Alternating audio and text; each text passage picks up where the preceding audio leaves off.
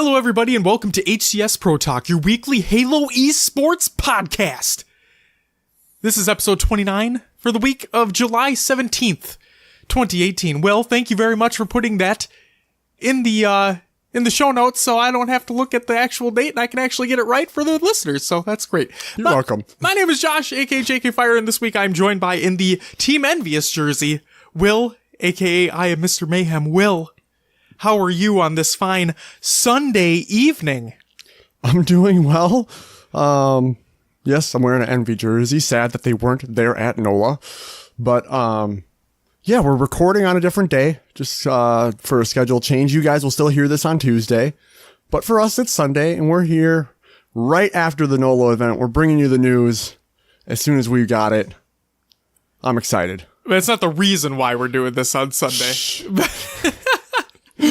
No, so I'm on call for my job this coming work week, and I was supposed to have that phone, which means any client can call at any time over the weekend that NOLA happens. But shout out to Conrola. It's going to throw you out there. You've had to deal with some shit this weekend, but I appreciate you very much for doing that for me.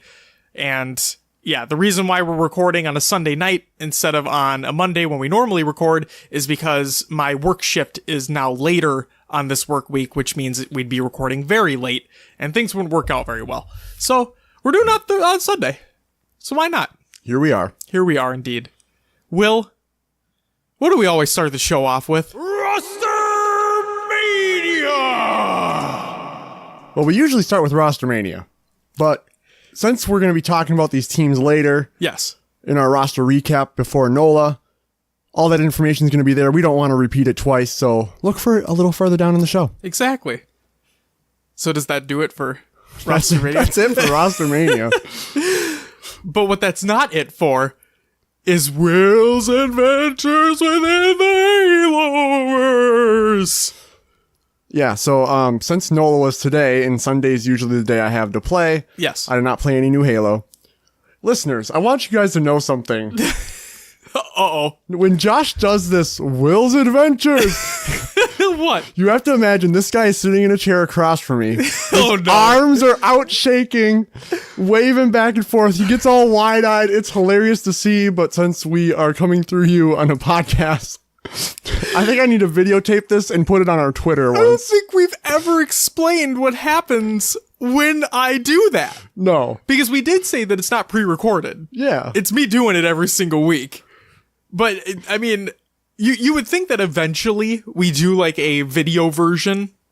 Eventually. I don't know when the fuck that's gonna happen. Yeah. But eventually we would maybe have one. But, yeah. I'm glad you enjoy it. It's great. I have a fun time with it. It energizes me. It wakes me up. It pumps me up. It's good. But yeah. So you didn't play any Halo. No, today would have been my day, but NOLA finals, I had to watch. Hard to game and watch at the same time. It's true. I played a little bit of The Legend of Zelda Breath of the Wild while Championship Sunday was going on. Yeah. Yeah. I just wanted to get some shrines completed. But you know what we have been playing, Will? Yeah, do you want we're letting the listeners in on this adventure? We're going to let the listeners know. So, Will and I have just started. When I mean just started, I mean by, 2 days ago now? Yeah, we got our first decks. Yeah. So, as of 2 days ago, we started playing Magic the Gathering. Because the core set 2019 came out, which is a very easy and good way for new people to get into play. And so, yeah, that's what we did. It's really enjoyable. I like it. It is. Yeah. It's really fun. We both just got 2 starter decks. I got red, you got black. And yeah, we had some pretty evenly matched games. Yeah, so it was fun. It's good shit. But yeah, that's really all we've been up to, right? Yeah. Yeah. That's about it. Should we get into some news? Yeah. Let's do it up. First and foremost, Halo Fireteam Raven stats are now tracked within Halo Waypoint. So if you don't know what Halo Fireteam Raven is, that is the Dave & Buster's arcade game. As a matter of fact, Will, we need to find out if and when it's coming to the one, what city is it in? Burnsville? Is it Burnsville or is it Edina? Somewhere around the metro. Yes. Of Minnesota, that is. So yeah, we need to see when it's going to be at the Dave & Buster's there, and we need to go and play that game. I'm super excited. I really want to play it. Gonna spend all the money on the arcade game. Apparently, it's not that difficult. Awesome. Yeah, so, and I'd love to actually sit and play through it. It'd be sweet. So, how this happens is there's a Halo Waypoint article. We'll include that along with everything else we talk about in the show notes of the show. You can track your performance and earn rewards by logging into the Halo Fireteam Raven arcade cabinet. Follow the steps below to log into your Xbox Live account with a QR tag. First, visit the Halo Fireteam Raven service record. Second, generate a QR tag for your account. Third, scan your QR tag before your play session begins. And fourth, return to Halo Waypoint to view stats and claim awards. Please allow up to 8 hours for awards to be delivered on Halo Waypoint. If you encounter any problems during your arcade experience, please contact Play Mechanics support at the number they provide. So yeah, that's actually kind of cool. You can play an arcade game and your stats are still tracked on Halo Waypoint. That's really, really cool. And then also, something else I didn't mention ever. I went on like a nostalgia trip because we know that there aren't any dedicated Halo 4 playlists in that MCC update that's going to be coming out. But they still have the Halo 4 service record on Halo Waypoint. The way that site is laid out is incredible. Absolutely incredible. So people who have played Halo 4 online, if you have yet to check out your service record in quite some time, go ahead and take a look. It's sweet.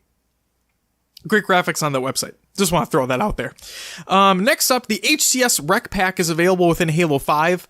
I don't know how long it's going to be available for, but if you were missing any of the HCS skins, not team skins, but just regular HCS skins, you can go ahead and buy that pack. It's $9.99.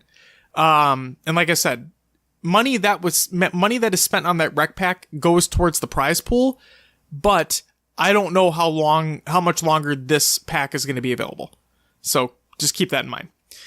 Next up, the Forgetacular Halo 2 Anniversary Contest winners have been announced.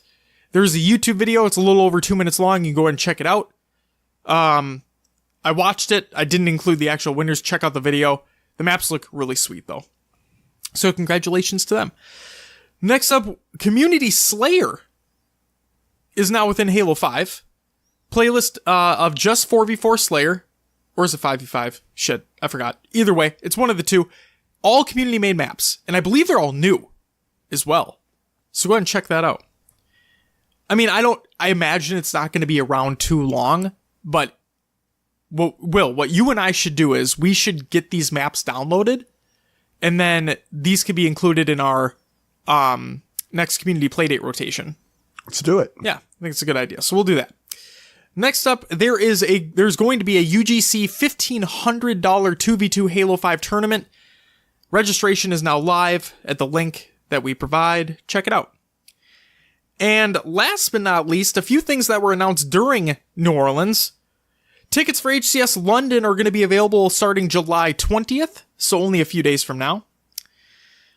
HCS 2018 Finals is being held at Dreamhack Atlanta, along with a $300,000 prize pool, which is bonkers. It's a lot of money. It is. But not only that, something that people have been clamoring for a long time. It's not 4v4, but still, there's going to be a Halo 3 2v2 tournament at Dreamhack Atlanta as well with a $10,000 prize pool, along with an update that is coming to MCC featuring true offline LAN. So hopefully there's no disconnects that happen. Woo! And it's going to be taking place from November 16th through the 18th, 2018. Tickets will be available, I imagine, soon. So keep your eyes peeled for Twitter and all that. We'll probably tweet it out when it comes out too. But yeah, absolutely awesome to see another Halo 3 tournament coming into the mix. Yeah, maybe I think some old pros will jump in to see the way that the casters were talking about hyped. it, absolutely. They were hyped. Yeah. I'd like to see Nated in there. Sure. I want to see Clutch in there as well. Apparently, I thought, was it Wonder Boy? It was somebody who tweeted out that said that casters are not allowed to participate. So we'll have to wait and see. But yeah. All right. That's super, super sick. That's going to do it for the news. Will, do you want to talk about some scrims real quick? So yeah, we did have some scrims happen before NOLA. So on Monday, July 9th, Renegades went up against Elevate. The series score was 12-3 going to Renegades. We also had Tox take on Team Reciprocity, which was 10-5 going to Reciprocity. On Tuesday, July 10th, Fung 4 faced off against Trifecta. The series was a 3-3 tie. Reciprocity went up against Elevate. That was a 12-3 series score going to Reciprocity. And then Tox faced off against Renegades. It was a 2-0 short series to Tox. On Wednesday, July 11th, Gosu Crew versus Verticon. It was 10-3 Gosu Crew. And Thursday, July 12th, Tox took on Elevate. Series score 9-3 to Tox. We will have those recaps linked in the show notes. Thanks again to Halo Data Hive for providing all that he does for us. Yeah, not only with the scrims, but with every single series of NOLA and every single series of every previous tournament as well. Yeah, he's a rock star. Hell yeah. Absolute rock star. Should we get into some tournament recaps, Will? Take it. Let's see what we got. All right, only a couple. And I think one is still going on, so we don't really have results to provide. But first one, UGC Halo 5 $300 Amateur 2v2 July 13th tournament, which I believe is still going on. So I don't have results for you right now. I'll have a bracket. You can go ahead and check it out. We'll probably hit on the results next week. Okay. Yeah, we'll hit on the results next week. I'll include a link to the bracket in the show notes so you can check it out. But like I said, I think it's still going on by the time that we're recording this show. Next up, we have the Astro Spartans Halo 5 1v1 tournament results. First place, back-to-back winner, Low Tier Killer, aka Bound, taking home $1,000.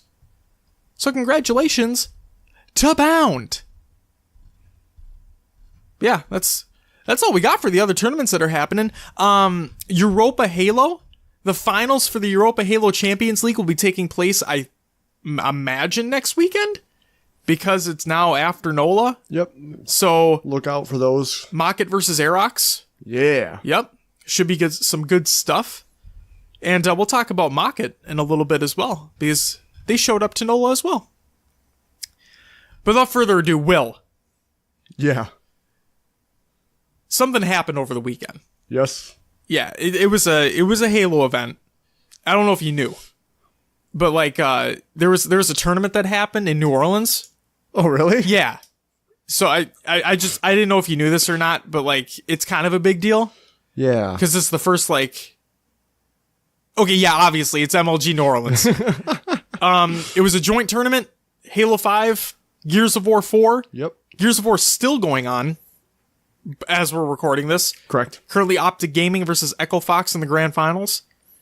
So, and I know we're not a Gears of War podcast, but something cool, something notable to think about. If you haven't watched competitive Gears of War, you really should. It's awesome to watch. And considering I think it's a rated M game, their listen-ins, like when you listen to their listen-ins, they swear all the time and they don't cut it out. It's amazing. They talk so much shit to the other team. It's great. And then also something really notable here. Right now, it's Echo Fox versus Optic Gaming in the grand finals. And I believe 2 out of the 4 members on, or like two of the members on Echo Fox, I believe, are ex-Optic members. So there could be some bad blood there. Good rivalries going on there. Go ahead and check that out. It's good stuff. But what we're here to talk about mainly is the Halo 5 tournament recap. Will, do you want to talk about some potential rosters that we got going on here? Roster recap.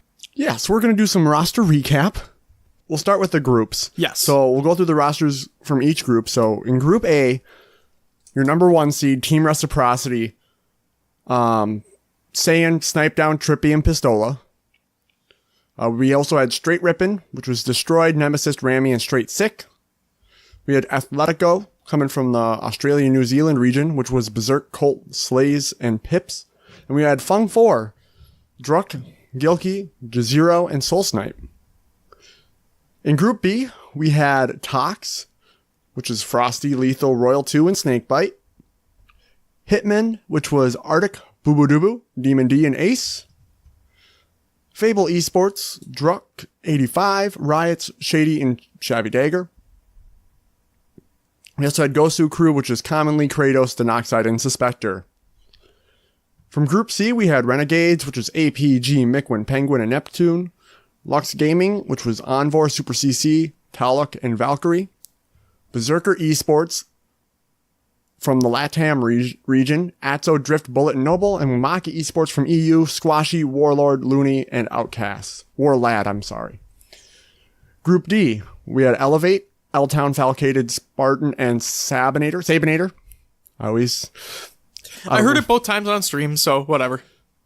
Lucid Gaming from EU, Kimbo, Respectful, SLG, and Tufaxi. We also had Splice, Renegade, Shotzi, Stellar, and Eco, and Trifecta, Musa, Rain, Ryan Noob, and Shooter. Some notable absentees would just be Lunchbox and Jimbo. Jimbo did come stateside. He's spending time, I believe, with his girlfriend. Yes, I believe so as well. Saw lots of pictures on Twitter. There you go. Them eating and going out and doing things, so at least he's enjoying himself while not playing Halo. Hell yeah. But yeah, Lunchbox not being here too, that's a bigger surprise. We'll see if... Did he just not land on a team, or... Maybe not, or maybe he's taking a break. Yeah. I don't know. Who knows? Could check out his Twitter and find out maybe too. A little bit more information on that. All right, let's get into these 4v4 placings. So, yes, we'll talk about the series. We talk about notable series later on, but let's just get through these first. Well, okay, yeah, that's fine. Okay. First place, Splice, taking home $100,000. To say, okay, when we get to the series, my predictions were way off. There was a very big upset that happened later on within the tournament, and we're going to talk about that series because it was a hot one. But Splice, at the very beginning of the tournament, definitely did not show that they were the old Splice of Worlds. They were one out of every series that took place on Friday. Right? Yeah. Yep. Out of every series, and I mean every single one, Bravo and Mainstream, that happened on Friday, their series were 2 out of the only 3 in which games were lost. Like, it wasn't 3-0. 2 out of the 3 series, people went up against Splice. For both of those series, they took at least 1 game off Splice. Every other series that took place on Friday was a 3-0. So Splice were clearly not performing up to their standard. Now, later on within the tournament, things changed. They turned into exactly who they were before. And when it mattered at the very end, they stepped up and they dominated. They basically dominated at the very end, based off 2 game performances that we'll talk about in a little bit. So congratulations to Splice on winning. They're your MLG NOLA champions, and we'll see what happens when London comes up. Second place going to Tox, taking home $50,000. Third place going to Renegades, taking home $35,000. Fourth place going to Trifecta, taking home $25,000. Fifth and sixth place going to Reciprocity and Hitmen, taking home $10,000 each. And rounding it out, 7th and 8th spot, Elevate and Berserker Esports, taking home $5,000 each.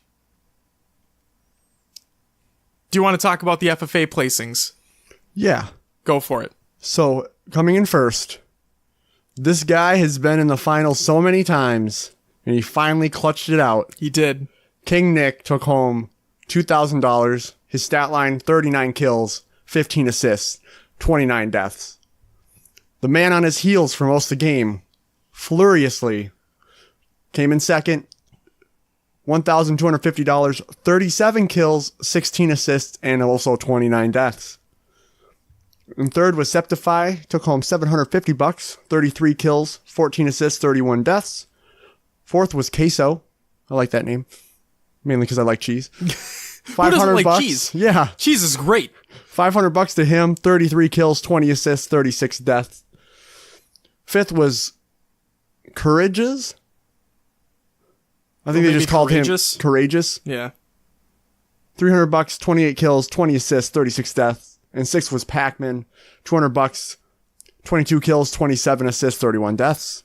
So congrats to King Nick for taking home the FFA tournament. Not only congrats to King Nick, but congrats to the Halo broadcasting team for actually showing the game. Yeah, they finally covered it for once. Oh my God. When Lottie said yesterday, because we're recording on Sunday, when Lottie said yesterday that we're starting the show off with the FFA finals, I'm thinking to myself, oh, they're going to show it, not actually stream it.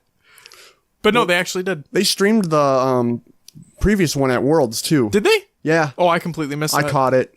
But they just started that at Worlds. Sweet. Before, Good. they used to just, it was played in the morning before the stream started. Yeah, And it's then important information. Yeah, it's people are still interested in that, in what's going on in FFA. Hell yeah. So yeah. very cool to see. Indeed. So yeah, again, congrats to King Nick. Well deserved. Very, very close first second on that as well. Okay. Let's get into these notable series. We got some good ones. The first one, do you mind if I take the first one, Will? Go ahead. Okay. Now, I get it. I 100% get it that Splice were not playing to their full ability on Friday and Saturday. Okay? I understand. But there's something that needs to be said about this Splice versus Lucid series. I don't think enough people are talking about this. We need people to talk about this series, regardless if Splice were competing at 100%. Okay? This is a pool play match. Game 1 was oddball on Eden, 150 to 146, going to Splice. Game 2 was Slayer on Truth, 50 to 47, going to Lucid. Game 3 was CTF on Refuge, 3 to 1, going to Splice. And Game 4 was Strongholds on Empire, 100 to 78, going to Splice. So Splice won 3-1, but the main thing that I want people to take away from this is that Lucid fought real hard. And they kept things really, really close with, a Splice that wasn't playing at 100%. Yeah, all those score lines were really close. Yes. I mean, Refuge... The CTF wasn't. But it is Refuge. It could have been a lot closer than Exactly. 1-3. I mean, you don't know. Exactly. That was the main thing that I wanted people to know. And then kills, assists, and deaths were all around 30 apart. Yeah. For both teams. So, realistically, things were pretty close during that series. I want to give a shout out to the Lucid guys. I don't know if they threw together their team, but it's kind of a hodgepodge of members from other EU teams and SLG from the French region as well. Mm-hmm. So, considering how well they were able to do against a Splice roster like that, I'm proud of them. So I just wanted people to be aware of that series, because when I saw that oddball game, that game 1, my mind was blown. Because I'm like, oh, the Splice are going to do what they normally do, and they're just going to win. And then Lucid came out hot, and I'm like, what is happening? So I was really happy to see that. You can take the next one, Will. Go for it. All right, so we had Lux Gaming against Berserker Esports. Game 1 was Oddball on Eden, 150 to 122 Berserker. Game 2, Slayer on Truth, 50 to 47 Berserker. Game 3 was Capture the Flag on Refuge, 3-0 Lux Gaming. Game 4, Strongholds on Empire, 100 to 80 Lux Gaming. And Game 5 was Slayer on Coliseum, 50 to 47 Lux Gaming. Lux Gaming with the reverse sweep, 3-2. Stat line, pretty damn close. Incredibly close. Berserker was only ahead by 1 kill and 1 death, therefore. And Lux Gaming had 1 more assist. Magnum kills were within 10, precision kills. Berserker actually had about a almost 20 more. Almost 20, kill difference. But Lux was able to clutch it out. Yeah, another incredibly close series. Berserker coming from the LATAM region, just bringing some heat, some intensity. And based off their placing, they got top 8. Yeah. So they They showed up. I believe that Berserker, Lux, and there's another team in that pool all tied for their series score. And Berserker got in based off of map. What was it? The tiebreaker was map wins. And they were able to get top 8. Well, I know that, I don't think the third one was in their pool. I think it was Lucid. Lucid, oh yes. Yeah. But no, that's exactly what they said. That's how they got into that top 8. So it was incredibly close between that 3-way tie. Mm-hmm. But at the same time, this is the first time that a Latin American team has gotten top 8 at a North American Open event ever. It's great to see. It's incredible to see. I made a comment. I was talking to Bad at Halo Show and some people in the Discord, and I was just commenting on how great the competition was at this event. 100%. And it felt, it was amazing to watch. It just wasn't, your top team sweeping everything. There was constant battling back and forth in teams that were really close. It was amazing to see. Talks made us think that it wasn't going to be like the last event. Yeah. For sure. The next series that I wanted to quickly touch on was Lucid versus Trifecta, as a matter of fact. Game 1, Strongholds on the Rig, 100-27 going to Trifecta. Game 2 was Slayer on Plaza, 50-42 Lucid. Game 3 was Oddball on Echelon, 150-126 Trifecta. Game 4 was Capture the Flag on Truth, 3-2 Lucid. Game 5 was Slayer on Plaza, 50-44 Lucid. Very close games. Very close. And Trifecta had 9 more kills than Lucid, 6 more assists than Lucid, and 9 less deaths than Lucid.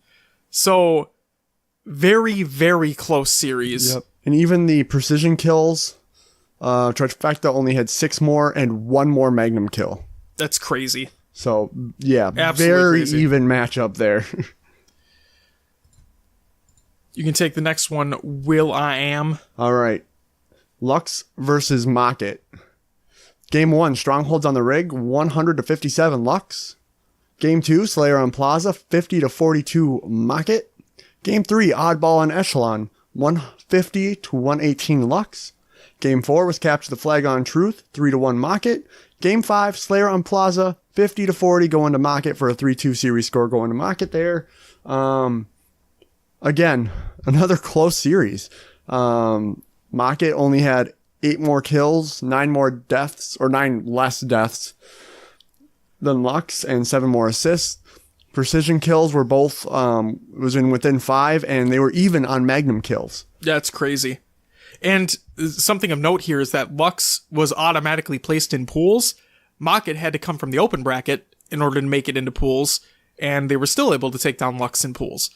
So, pretty crazy to think about. And talking about the Europa Halo Champions League that is going to be taking place shortly for the finals, makes me really believe that Mocket will take that final. Yeah, the way they've been performing lately, yeah, they're the dominating team of that league for sure. They're that league's Tox, or now Splice. Oh yeah, for sure.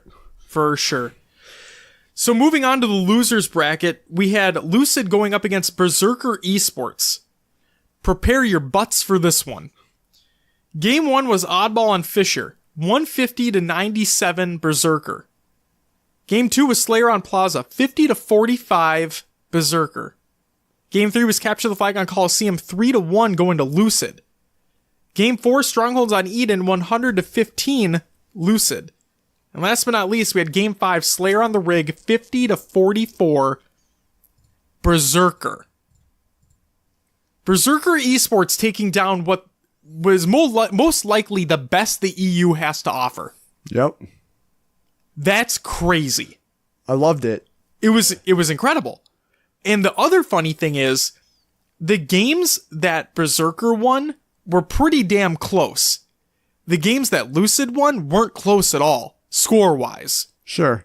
So is it maybe Berserker got more of their better map and game mode types that they won this series? Very well could be. They won both Slayers, and they won their Oddball, and they only had one Oddball, and they only had one new map, which was the Oddball one. Yeah, so that makes me think Berserker was just better practice on the new map. It seems like it.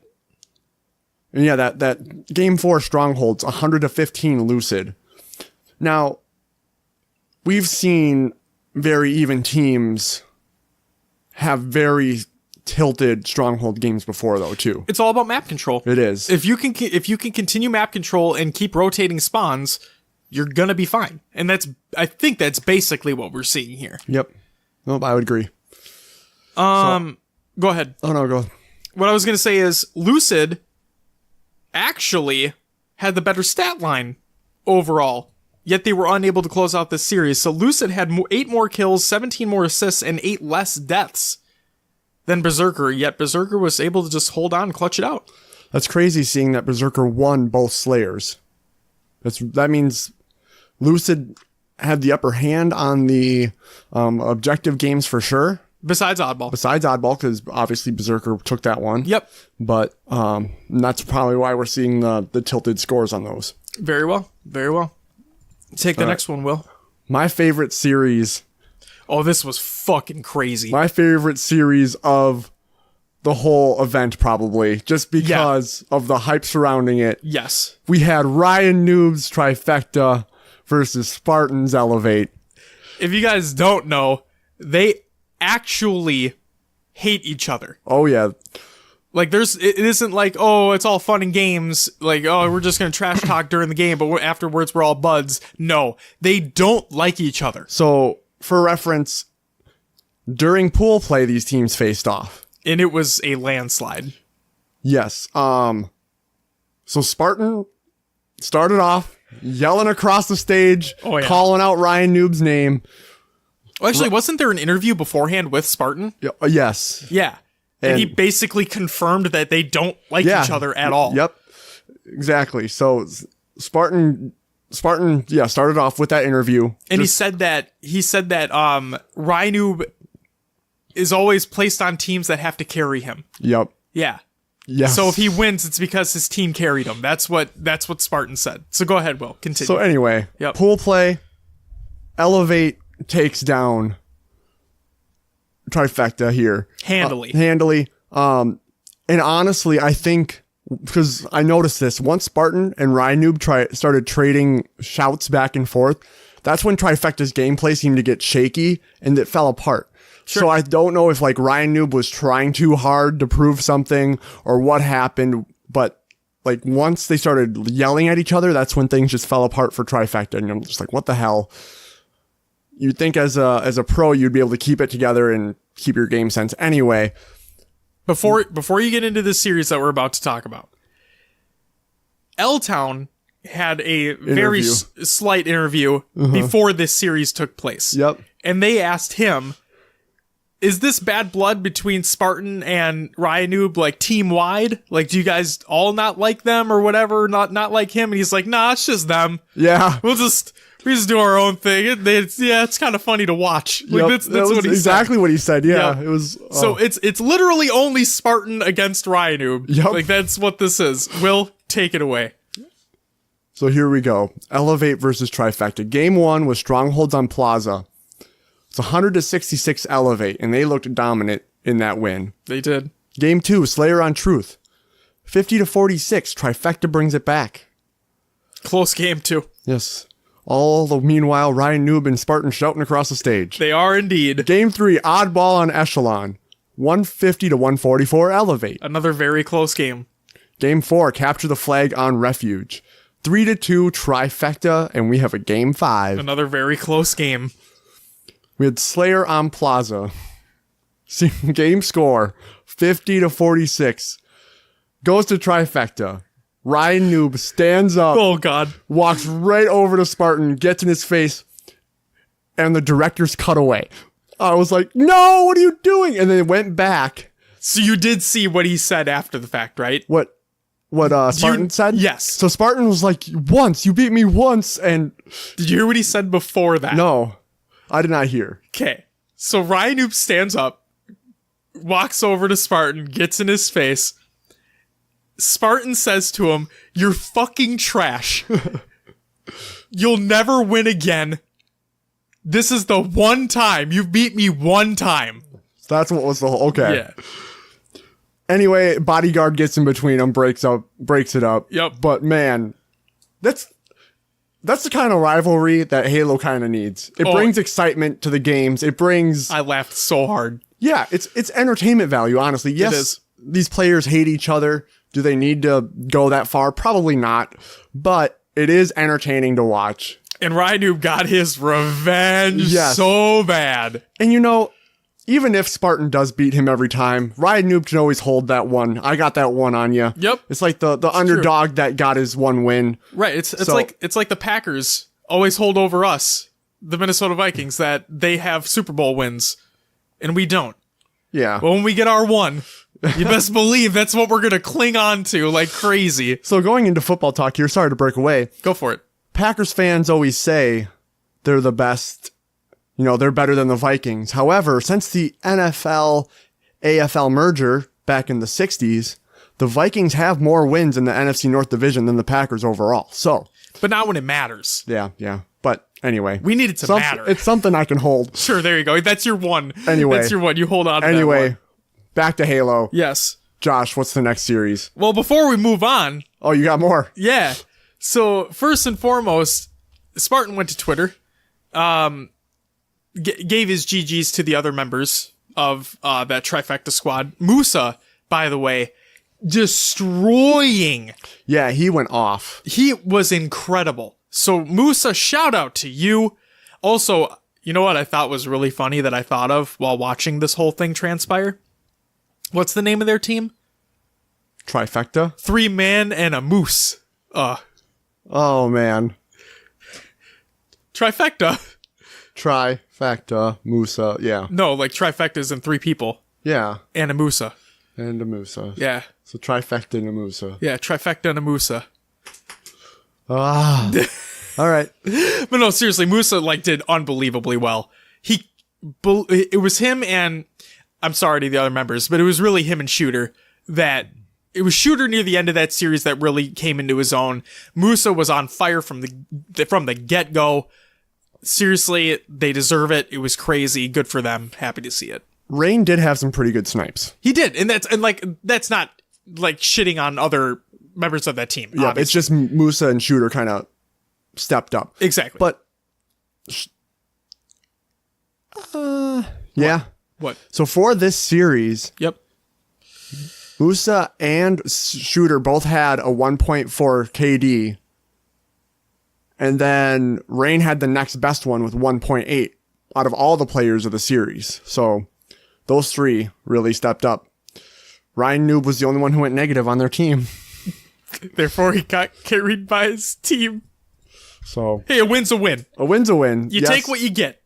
Now, granted, he did have the most assists, or the second most assists.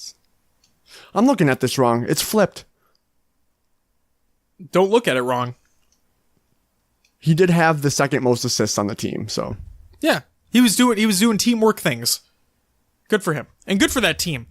And the reason why I'm saying good for that team is because of this next fucking series that took place. So, if you guys don't recall what we talked about earlier, Trifecta placed 4th in this tournament. 4th place. They were the 13th seeded team, came from open bracket, and placed 4th. The reason being was because of this next series. Team Reciprocity going up against Trifecta. Game 1 was Capture the Flag on Refuge. After a shit ton of time, 1-0 going to Reciprocity. Game 2, Slayer on Coliseum. Close one, 50-45 going to Reciprocity. Remember what I said, Trifecta got 4th place, therefore beating Reciprocity in the series, therefore it's going to be a reverse sweep. Game 3 was Strongholds on Empire, 100-67 Trifecta. Game 4 was Oddball on Eden, 150-75 Trifecta. And Game 5, Slayer on the Rig, in one of the most crazy things I've witnessed in competitive Halo in quite some time, 50-49 going to Trifecta. They win the series 3-2 and they send Reciprocity home with the top 5-6 finish. That game 5 on the Slayer on the rig was rough. Reciprocity was up 48-46. They were. And Trifecta was able to bring that back. Rain got that body shot snipe, didn't he? Yep. On the stairs in back cat. Yep. When he jumped up on the ledge, he got the snipe and fell back down. Yep.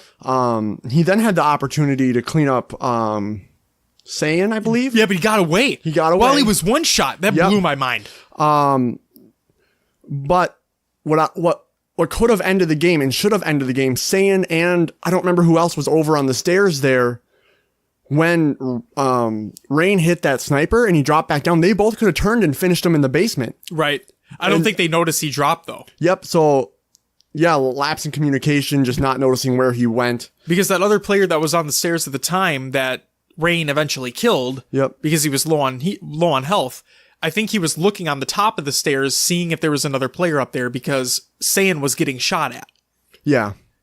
So, yeah, that's rough. I mean, they both had chances to end the game in that confrontation. Yep. And then, I don't remember who it was, but I believe they shot from basement out. Musa got the final kill. He did. Yep. And we weren't able to see it via the observer mode, unfortunately. Well, from what I could see, because they showed the player outline, he was shooting out of basement window. Okay. And he caught a player doing something and took him out. God, that's unbelievable. You know what's more unbelievable, though? What's that? These stats. Are you ready for this? Yeah. Kills were dead even at 278 apiece, which means deaths were dead even at 278 apiece. The only variation was assists, where Reciprocity actually had more. 12 more, to be exact.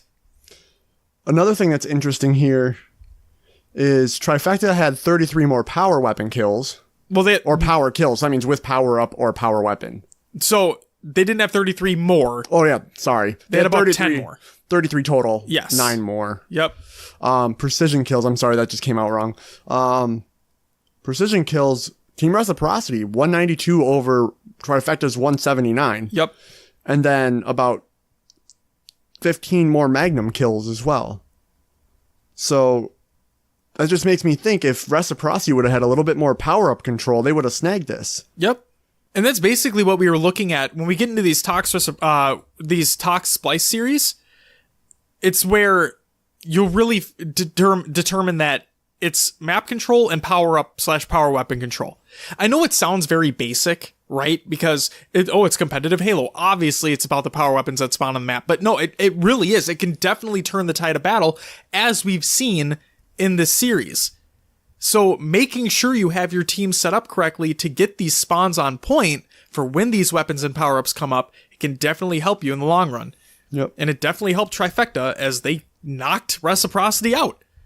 And one thing I'm noticing, like I've talked about before, I'm newer to Halo. Yes. Halo 5 was my first Halo game. Yep. From what I'm seeing when I play online compared to what these guys are doing, like it's nothing. Like there's night and day difference. And I think that may be one of my faults is when I'm playing is I'm trying to set up like almost like a pro player where I'm staying on the starting half of the map while my teammates are completely running around the other side and then I get singled out. Right. Well, you're putting yourself in hopefully better positions on the map because you have a feeling where you know enemies are going to come from, right? Yeah. Now, yeah, if you're solo queuing, it's kind of a bitch. Yep, it's rough. Yeah.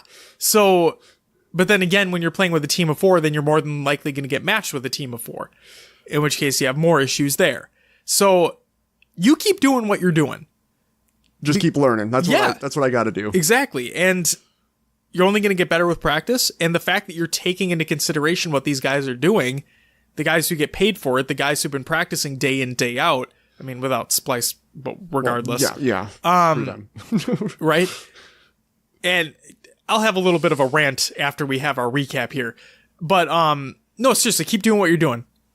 You're doing the smart thing. You're getting in position when you need to. It's good shit. Will. Yeah. Take the first winner's bracket match we got here. All right. So our first winner's bracket, Tox versus Renegades. This was in winners round 2. Yes. So game 1, Strongholds on Plaza, 100-44 Tox. Slayer on Truth, 50-39 Renegades. Game 3 was Oddball on Echelon, 150-143 Renegades.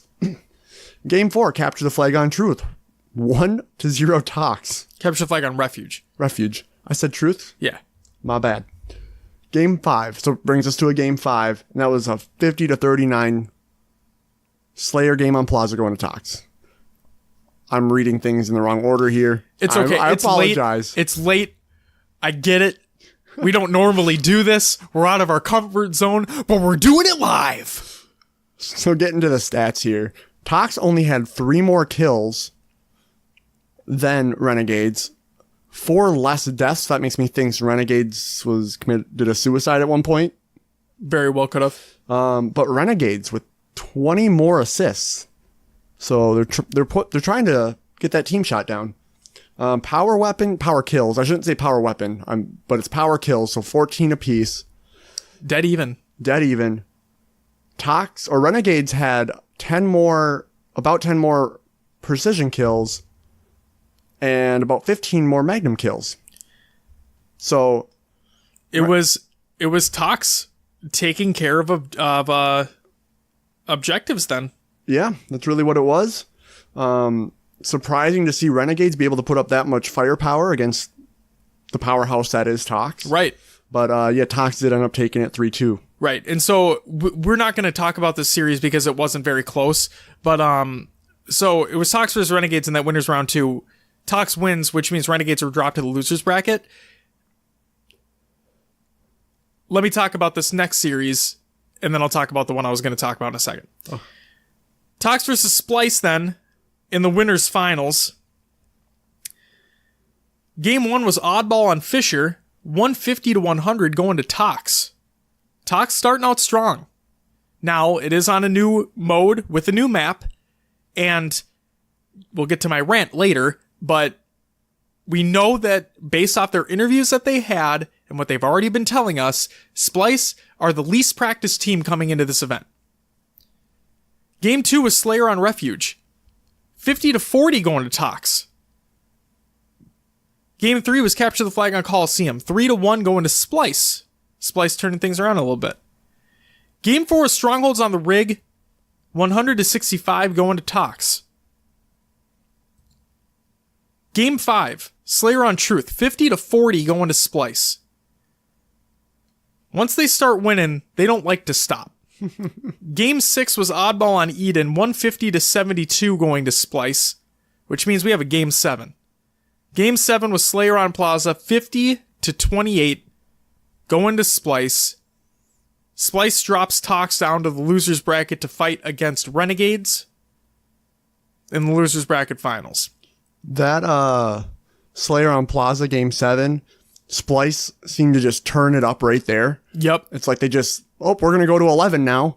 And it was surprising to see, and Tox just didn't have an answer. It was what we used to talk about before when it was always Tox being like, there's a switch that goes off.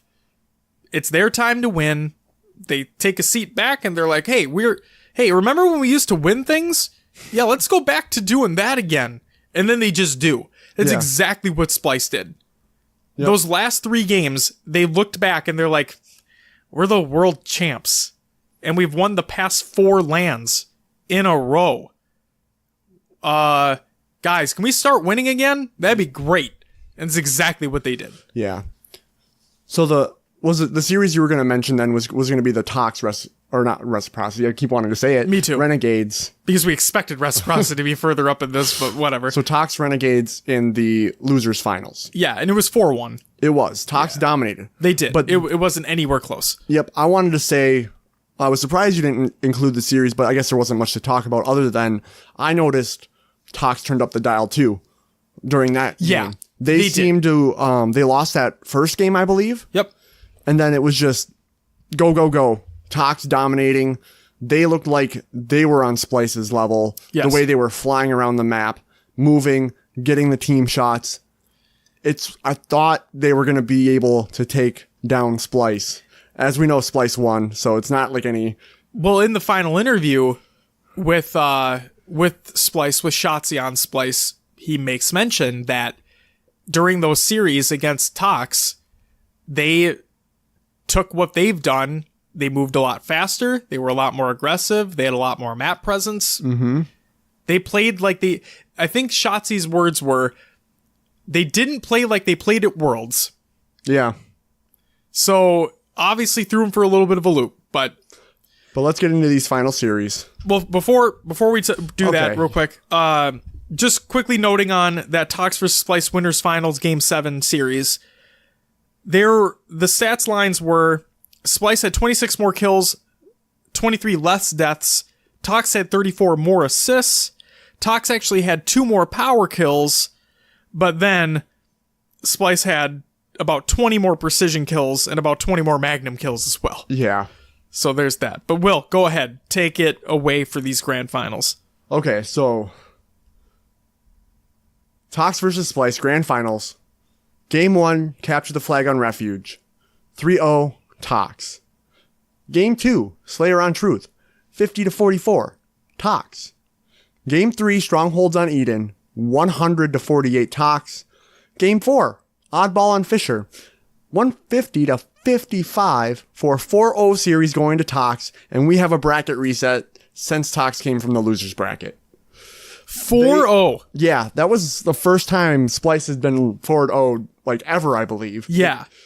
That was unbelievable. Yeah, Tox seemed to be playing on another level at that point. And I think so I'm going to use what Clutch said after this 4-0 series took place. Well, actually, first, do you want to talk about the stats real quick? Sure. Okay, and then I'll say what I'll say. Stats for this. Tox had 61 more kills, 63 less deaths, which is crazy considering it was only a 4-0 series.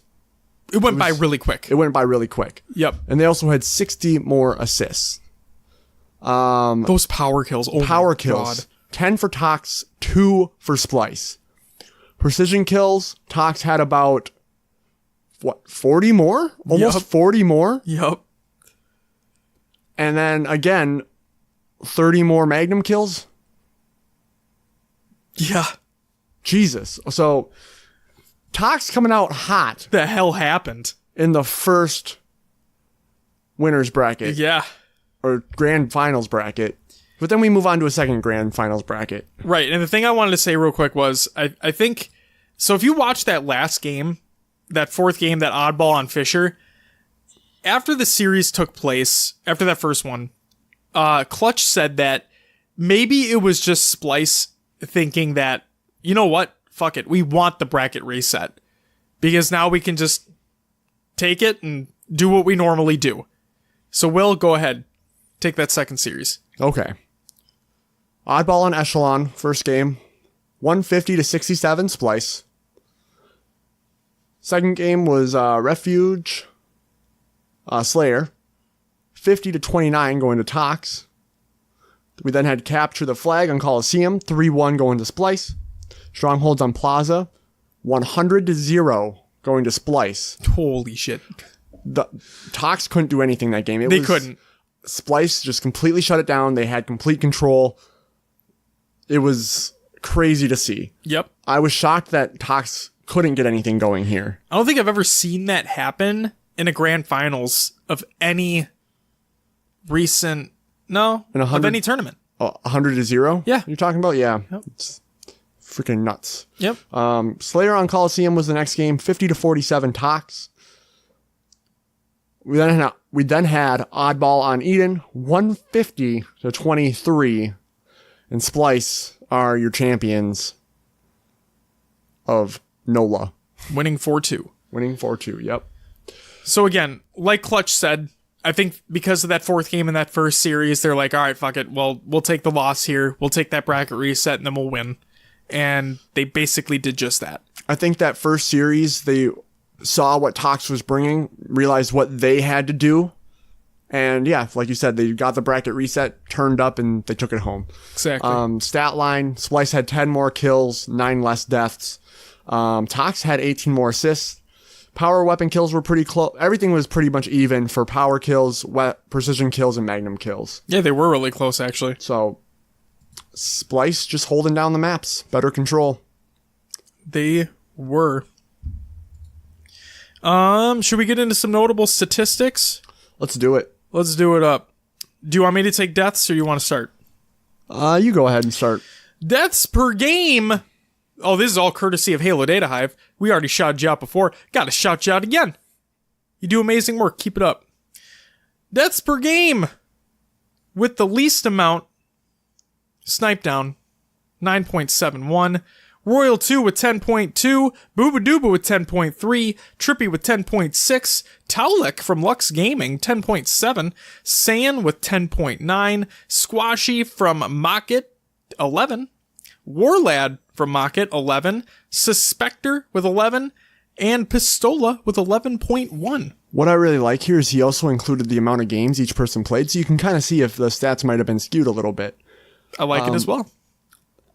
Anyway, going into assists per game, Lethal with 11, Penguin with 10.9, APG 10.8, Gilkey 10.7, Ryan Noob with 10.3, Neptune with 10, Frosty with 9.9, Snakebite with 9.9, Rain with 9.8, and Spartan with 9.7.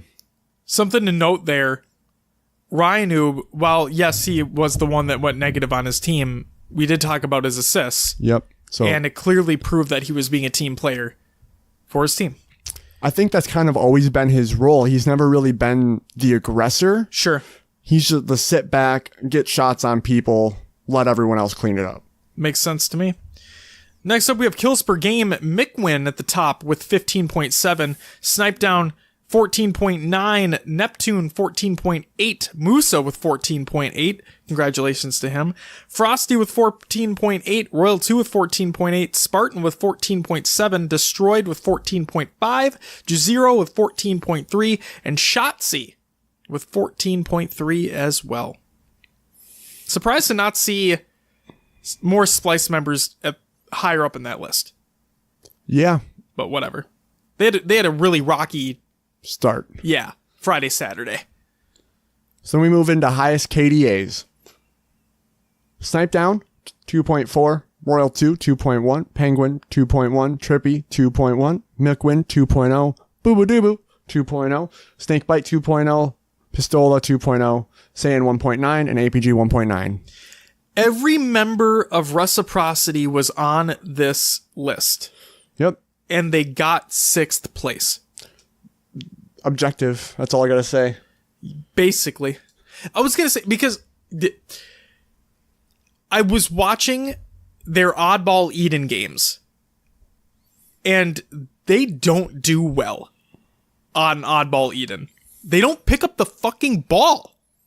I think sometimes Reciprocity can be too timid with their objectives. They need to get in there. And this was noted during the games by the casters as well, is that they're overslaying. Yeah, they focus more on the kills than the objective. Which is why you're seeing these stat lines. Right. They're failing.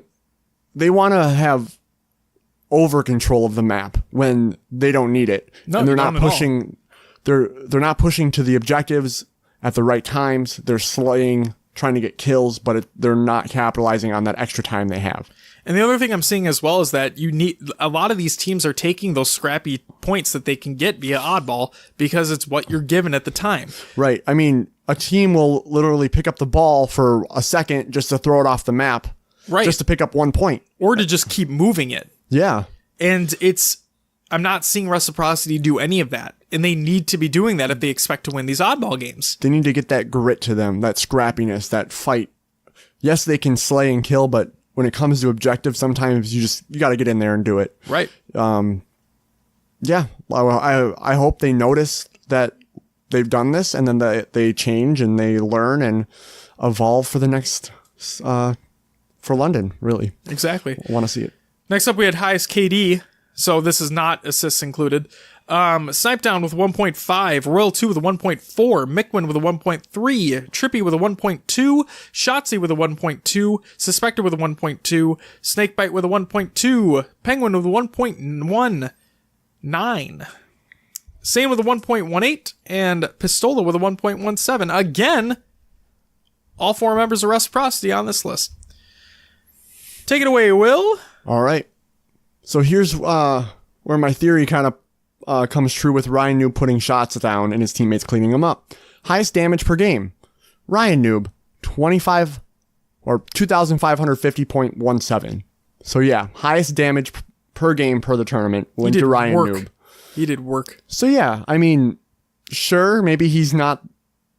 Well, he also had he had some of the most assists too. Yeah. So obviously he was doing work.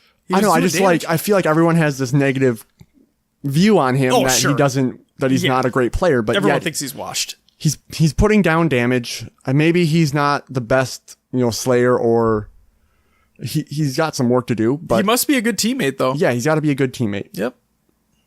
Mickwin, 2,486.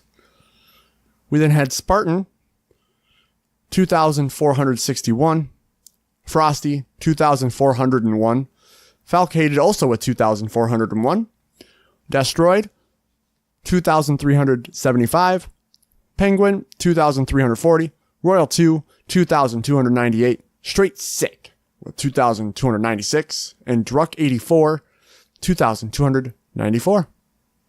Good stuff.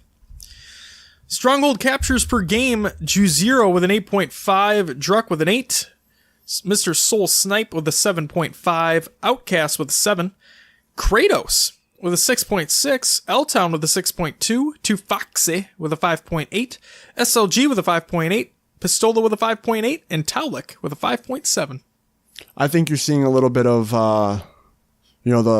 the lower teams with higher scores there just because they only played 2 games each. Yeah, which is fine. Yeah, it looks like the farther you got down the score line, the more games those people have played, which makes sense. You don't want the same person doing the same thing every game because teams will learn. Right. So, yeah. So here we go. Stronghold defenses per game. Spartan with 3.7. Sabinator with 3.0. Envor with 2.5. Arctic with 2.5. Looney with 2.5. APG with 2.4. Riots with 2.3. Snakebite with a 2.2. Taulik with a 2.2. And Frosty with a 2.0. Very nice. Stronghold secures per game. We had Envor with a 2.7. Squashy with a 2.5. Sabinator with a 2.25. Snakebite with a 2.25. Musa with a 2.1. Mickwin with a 2. Spartan with a 2. Stellar with a 2. Looney with a 2. And Lethal with a 2. So many 2s. All the 2s. All right. Flag defense per game. Falcated 1.33. Shady 1.33. Shabby Dagger 1.33. Druck 1.33. We had Super CC Evades with a 1.2. Straight Sick with a 1.2. Sabinator with a 1.17. Tufoxy with a 1.0. Kimbo with a 1.0. And Frosty with a 1.0. Flag returns per game, Falcated with a 1.5, Kratos popping up again with a 1.0, SLG with a 0.8, Rami with a 0.8, Soul Snipe with a 0.75, APG with a 0.71, Looney, Pips, Riots, and Druck 85 all with a 0.67. Flag captures per game, Saiyan with a 1.4, Shotzi with a 1.13. L-Town with a 1.0, Penguin, Warlord, Druck, and Sabinator all with a 1.0 as well.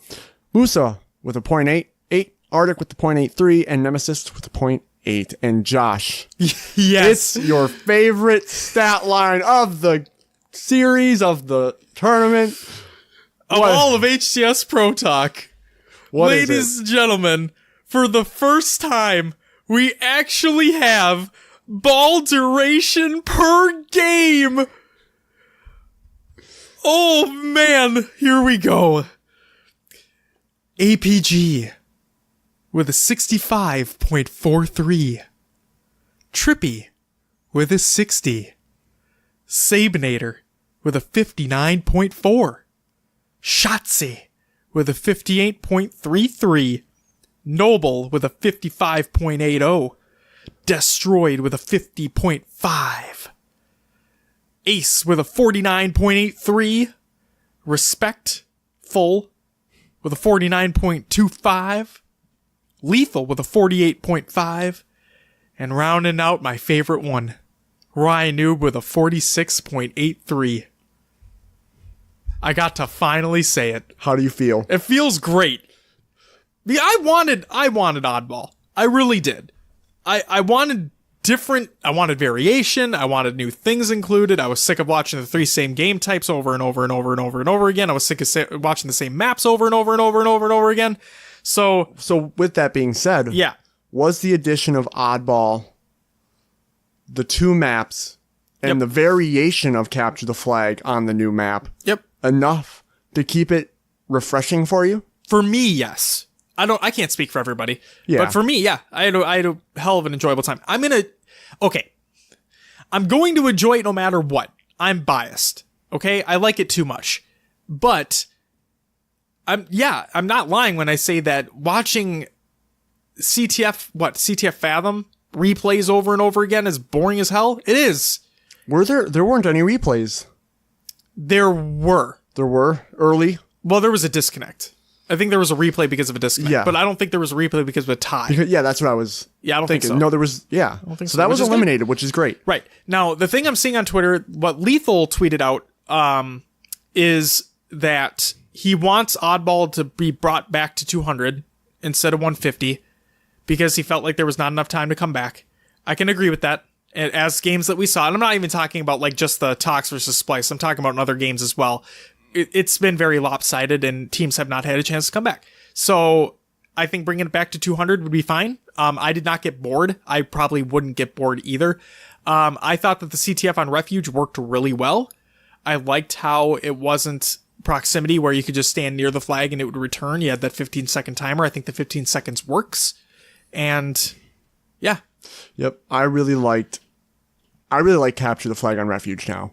Yeah. It works really well. I loved, was it Splice was playing, I think it was Tox. I don't remember exactly what matchup it was, but they kept getting touches on it at the last second to keep the flag alive on the run. Sure. And it was amazing to see because it made Tox not be able to push out. Yep. And because they were running the flag as well. So both flags were out and they were just at a standstill. So that was kind of like your flag standoff, but it wasn't a flag standoff where people were hiding and sitting around. It was, they actually had to get in position and make slays, and it kept the action moving. It was not only really good to see. But the flag doesn't need to be home to score. Yeah. So even if both flags are out, you can still make plays on that because you don't need to rely on your teammates to get the flag back at home, which is fantastic. So it wouldn't work for other maps, which is why it only is on Refuge at this point in time. Or maybe it would work on other maps. I don't fucking know. But I agree. It makes it far more entertaining. It makes it so far more bigger plays can happen at any given time. But yeah, I think Refuge is a great addition. Yep. And so going back to Oddball. Yes. Tashi put out in that update that the 200 score limit was just taking too long. The timing was too long. I don't think it... Well, so we saw the bar graphs, so obviously it must have been in matchmaking, but maybe a tournament setting would be different. That's possible. What about meeting in the middle at 175? I think that would be a good compromise to start out to try. I think it has to be either or. You think so? Yeah. I think that 175 is a little bit too weird of a score number. Okay. I see where you're coming from. Yeah. But I think it has to be either or. All right. Just a thought. I'd be fine if they tried that, though. Yeah. I'm down to try anything. I do think that 150 is too low, though. Yep, for tournament play, the game seemed to end fast. I mean, the other thing I look at is this... no, go ahead. Go ahead. I interrupted you. No, I think from what I noticed, and I'm not sure if this happened most of the time, but the team that started out with the longest ball duration, a team usually would have a start-off run of 50 or 60 points. They seem to win it most of the time. Right. Because they had that upper hand right away. So it kind of comes down to starting strats then. Sure. And then, but the other thing is too, so Gears of War, okay? I'm going to hit back on this just for a second. They only play escalation. What that is, there's 3 points on the map. Okay? Your team goes out, you try to cap those things, you get more points if you have 2. If you get all 3, then you just automatically win that round. Okay? First to 7 gets the map win. First to 3 wins the series. Okay? Yep.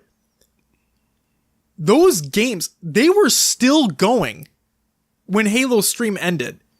Therefore, their games are naturally longer. And they still have more people watching than they do the Halo one. And now I get it's because they produce more content throughout like seasons and whatnot. It's not just they cast tournaments and that's it. They also have other things running as well. But the fact of the matter is, if you just increase oddball to 200, how much more time is that realistically going to add to a tournament? Sure. Who cares? So they should bring it to 200. They should make it more. All right. Will, is there anything else you'd like to talk about for NOLA specifically? Well, we have our notable stories, which we already talked about. Yeah, we talked about it throughout. So again, just to recap. Go ahead. It was amazing to see Berserker make top 8 coming from LATAM. First time ever. First time ever. The Ryan Noob Spartan rivalry was popping and it was great. It was great. Team Reciprocity is a number 1 seed being knocked out by a 13th seed. Coming from the open bracket. Yeah, so that guarantees them. I mean, yeah, that guaranteed them top 4 right there for NOLA. And then, I would have liked to see them push farther. I was kind of, after they took out Reciprocity, I was kind of rooting for them. Oh, yeah. Underdog story. Underdog story. Yeah. Like, that would have been really cool if they kind of made it at least up until talks. Right. And the other thing I'm going to say is that, oh my God. Never mind. Continue. I'll come back to it. So does their top 4 placing here, that's got to solidify them for a higher placing in London. It could, but we still have more tournaments to take place, like more 2Ks. Game battles, pro points. I remember what I was going to say.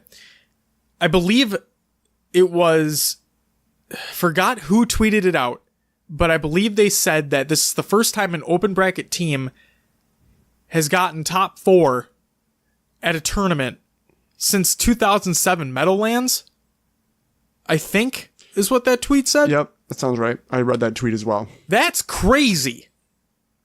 It's been that long. Since like a big upset. It was huge. It was a huge upset. Yeah. Like, I was expecting, like, I wanted Reciprocity. I'm wearing my fucking jersey right now. I wanted Reciprocity to win the whole thing, right? I thought Splice weren't going to show up. They clearly did. We knew Tox was going to be there. Okay? Yep. And I put Tox second. So I got one prediction right. But, man, Trifecta just killing it. So I have no bad, like, no hard feelings or anything. Like, yeah, I was rooting for Reciprocity, but I'm so glad that there was so much more competition this tournament. So much more. Any team realistically had a chance. Yeah. It was, oh man, it was so good to watch. Yeah, go ahead. No, continue. That's going to be about it. I'm just excited to see what happens going forward. Yeah. It was like you said, the teams brought some fire this weekend. They really did. The upsets were great.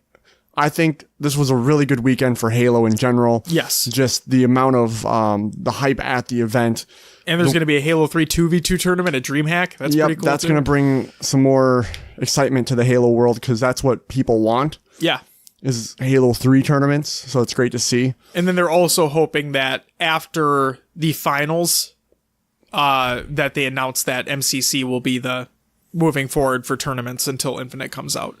So we'll just have to wait and see if that's actually going to happen. I wouldn't be surprised at this point in time if it did happen, but who knows? Yep. We'll have to see. All right. So then links to brackets, VODs will all be included in the show notes. Indeed. Next up, we got some shout-outs. First and foremost, a couple community members for doing some incredible work, not only over this weekend, but time and time again. Moses FPS and Halo Data Hive, their Twitters are included. Please, if you don't follow them yet, you need to follow them. And then also, I'm going to name drop like a motherfucker right now. Okay? So a couple episodes ago, I think 2 or 3 episodes ago, I said that I'm going to try to get in contact with somebody about coming onto the show and talking about why they're so against Sprint. That individual that I talked about was none other than Moses. I dove into your DMs. I don't know if you listened to this show, but I dove into your DMs.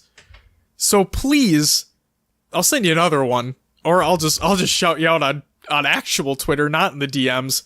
But we'd love to have you on the show to talk about why, because we're more or less indifferent about Sprint. We'd be fine with it being included as long as maps are made around it, so on and so forth. But we've heard your opinion on Twitter.